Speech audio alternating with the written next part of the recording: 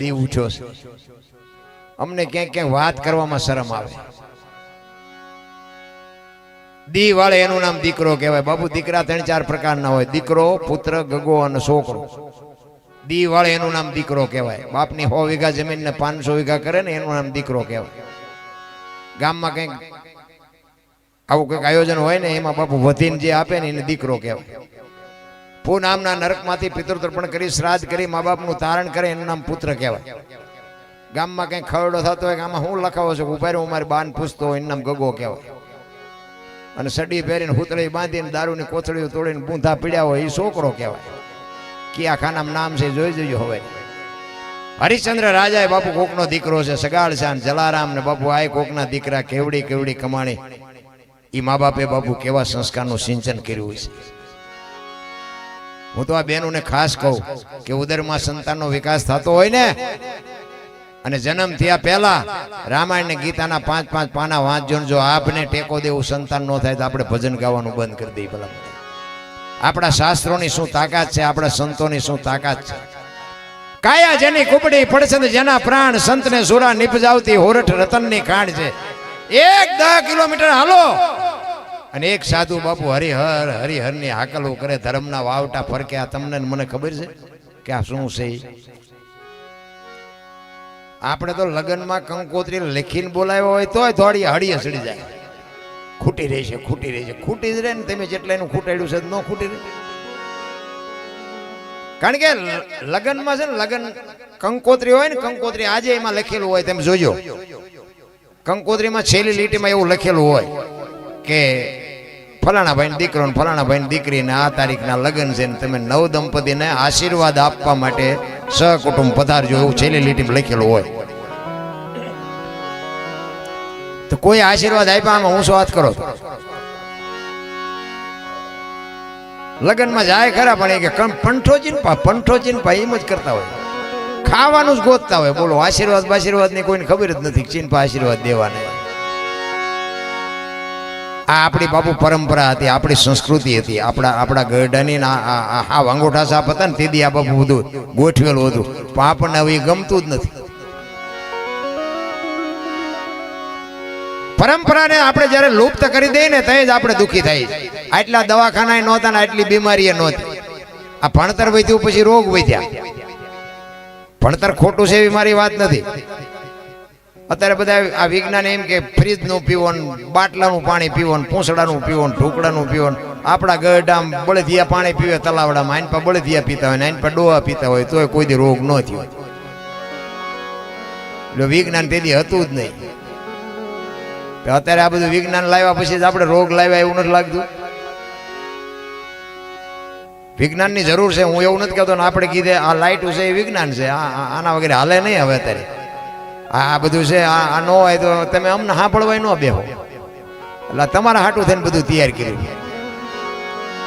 પણ કહેવાનો મારો મિનિંગ, આપણા માતા પિતાની આપણને ખબર હોવી જોઈએ કે મારા મા બાપની મારે શું સેવા કરવી પડે. વૃદ્ધાશ્રમ બની નથી રહેતા ને ત્યાં ફૂલ થઈ જાય, બની નથી રહેતા ત્યાં ફૂલ થઈ જાય. બોલો આપણને એમ થાય ઘરે જોવો તો ખરા. અમે અત્યારે ત્યાં આમ સચાણાથી આવ્યા ને તો અહીંયા એક છે ને વૃદ્ધાશ્રમ, હું મારો દીકરો બે હતા. મેં કીધું 5-7 ડોહા બિચારા બહાર આવીને બેઠા. મેં કીધું આમને એક બિચારાની જેલ જ કહેવાય ને. ભલે ને ખાવા દેતા હોય ને પંખા હોય ને બધું હોય પણ મૂળ તો જેલ જ દે ને.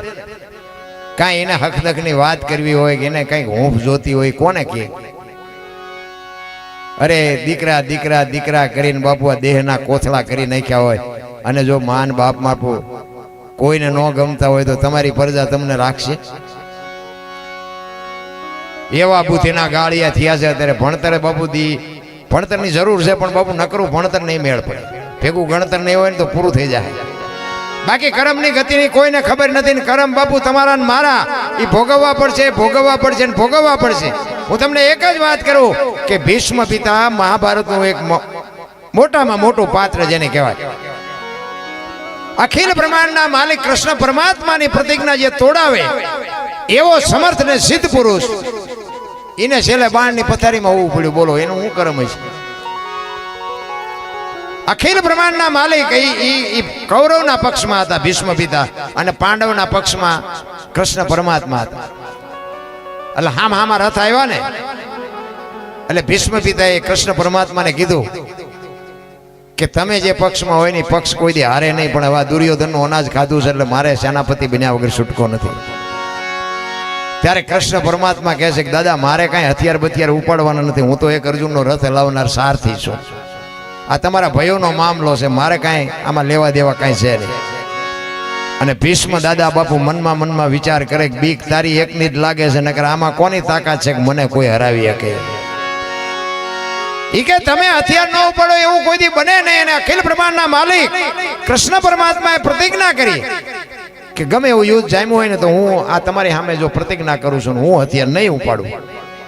અને એ જ વખતે બાપુ ભીષ્મ પિતાએ પ્રતિજ્ઞા કરી કે કુરુક્ષેત્રના મેદાનમાં બગડાટી બોલતી હોય જો હથિયાર હું તમને ન ઉપડાવું તો મારું નામ ભીષ્મ નહીં લખવું, અહીંયા લખી લ્યો. એ ભીષ્મને એ કૃષ્ણ પરમાત્માની પ્રતિજ્ઞા તોડાવી.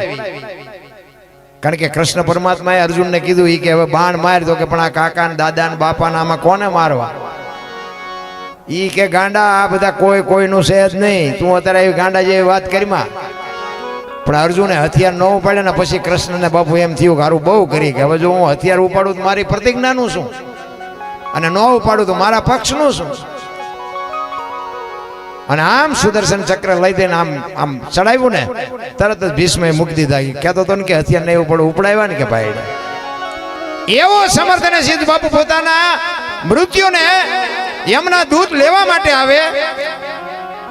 યમના દૂતને કીધું કે અત્યારે વ્યા જાવ, 6 મહિના પછી આવજો. પોતાના મૃત્યુને રોકી શકે એવો સમર્થ અને સિદ્ધ પુરુષ, ગંગા જેવી જેની જનેતા બાપુ, ઈને છેલ્લે બાણની પથારીમાં હોવું પડ્યું. તો આપણે વિચારવું તો જોઈએ ને કે આપણે કેટલાના કાળા કામ કર્યા છે. એવા બાપુ બુદ્ધિના ગાળિયા. એક ભાઈ છે ને આમ દિવાલમાં હું દિવાલમાં ખીલી ખોડતો તો ઊંથી માથું દિવાલ કોઈને અણી કોઈ હથોડિયું મારે અને રિયો બબડે. કે કારખાના વાળામાં બુદ્ધિયું જ નથી કે ઊંધિયું ખીલિયું કાઢ્યું. એનો ભાઈ અહીંયા ગયો કે હું કે ખીલિયું જો ને કે ઊંધિયું કાઢ્યું. એનો ભાઈ કે તારામાં બુદ્ધિ નથી. ઈ કે કેમ? ઈ કે આ દિવાલની ક્યાં છે? આ દિવાલની છે. બોલો આમ પકડીને લઈ ગયા. ઈ કે હા અણી તો આઈન પાય હતી, હું તો અહીંયા મતતો હતો. આખી જિંદગી દિવાલો ફેરવી પણ અહીંયા ખીલી ન ફેરવી નાખી. મારી ખીલી ફેરવો દિવાલો, ત્યાં સમાધાન થતું તો ન કરીએ ક્યાં. હું અને મારું બાપુ ગંગા સતીની વાણી કે હું અને મારું જો મનનું કારણ છે. આ બે વાત પતી જાય તો જિંદગીમાં કાંઈ છે જ નહીં. વાતો બધાય કરે છે કે કઈ લાવ્યા નથી, કઈ લઈ નથી જવાનું. કોઈક માગણ આવે ને બટકું રોટલો જ દો.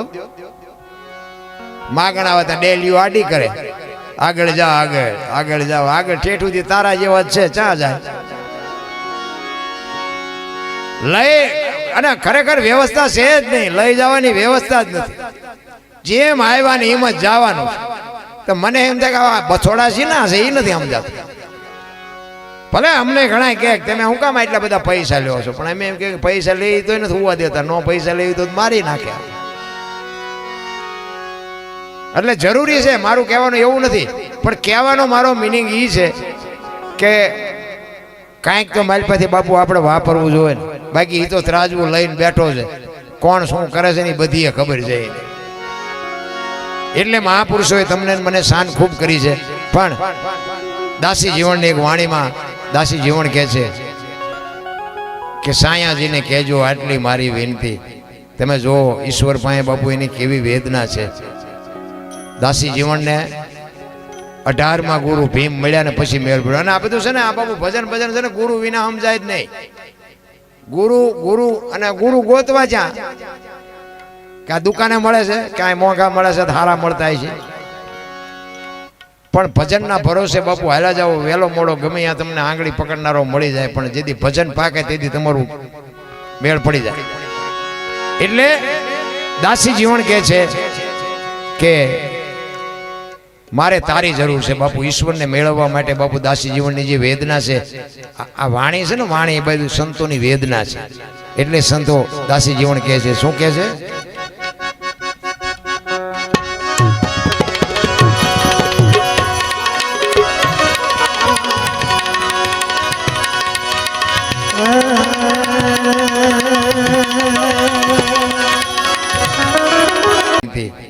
તમે જો ઈશ્વર પાસે બાપુ એની કેવી વેદના છે. દાસી જીવનને 18માં ગુરુ ભીમ મળ્યા ને પછી મેળ પડ્યો. અને આ બધું છે ને આ બાપુ ભજન ભજન છે ને ગુરુ વિના સમજાય જ નહીં. ગુરુ અને ગુરુ ગોતવા જ્યાં કે આ દુકાને મળે છે, ક્યાંય મોંઘા મળે છે, હારા મળતા છે. પણ ભજનના ભરોસે બાપુ હાલ્યા જાઓ, વહેલો મોડો ગમે ત્યાં તમને આંગળી પકડનારો મળી જાય, પણ જેથી ભજન પાકે તેથી તમારું મેળ પડી જાય. એટલે દાસી જીવન કહે છે કે મારે તારી જરૂર છે બાપુ. ઈશ્વરને મેળવવા માટે બાપુ દાસી જીવનની જે વેદના છે, આ વાણી છે ને વાણી, એ બધું સંતોની વેદના છે. એટલે સંતો દાસી જીવન કહે છે, શું કહે છે?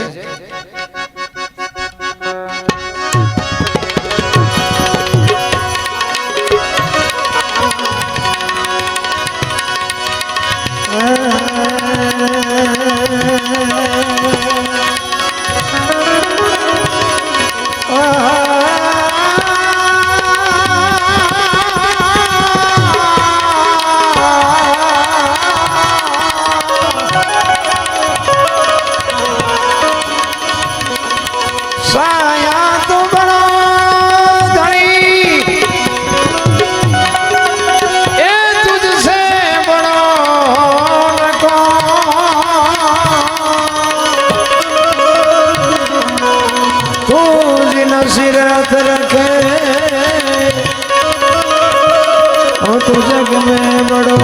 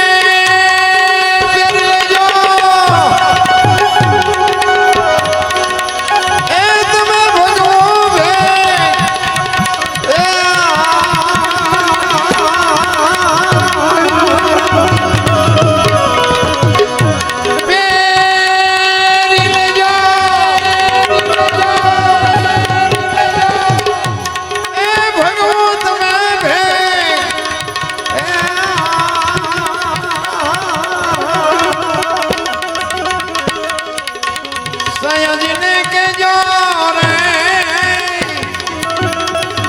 આટલી